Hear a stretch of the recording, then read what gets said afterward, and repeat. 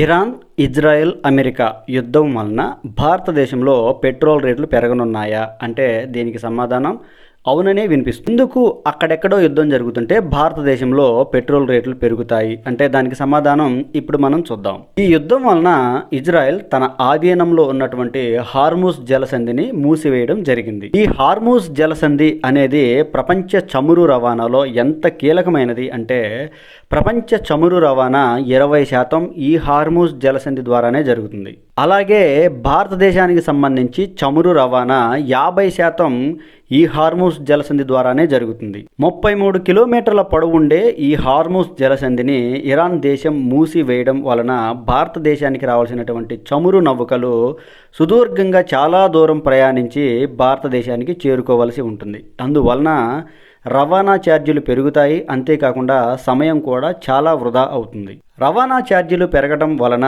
భారతదేశంలో పెట్రోల్ రేట్లు పెరగవచ్చు, ఇదొక కారణం.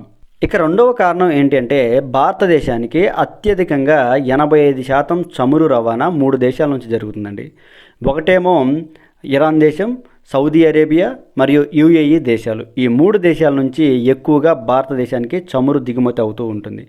ఈ పరిస్థితుల్లో డైరెక్ట్గా ఇరాన్ దేశం యుద్ధంలో ఉంటుంది. అలాగే యుఏఈ, సౌదీ అరేబియా దేశాలు కూడా ఇండైరెక్ట్గా యుద్ధంలో ఉన్నాయి. ఈ యుద్ధాల వలన చమురు ఉత్పత్తి ఆగిపోయి భారతదేశానికి చమురు రవాణా దిగుమతి గనక ఆగిపోయినట్లయితే భారతదేశంలో పెట్రోల్ రేట్లు పెరగడానికి ఇదొక కారణం. అయితే భారతదేశం ఏం చెబుతుంది అంటే భారతదేశంలో 74 రోజులకి సరిపడా పెట్రోల్ నిల్వలు ఉన్నాయని భారతదేశం చెప్తుంది.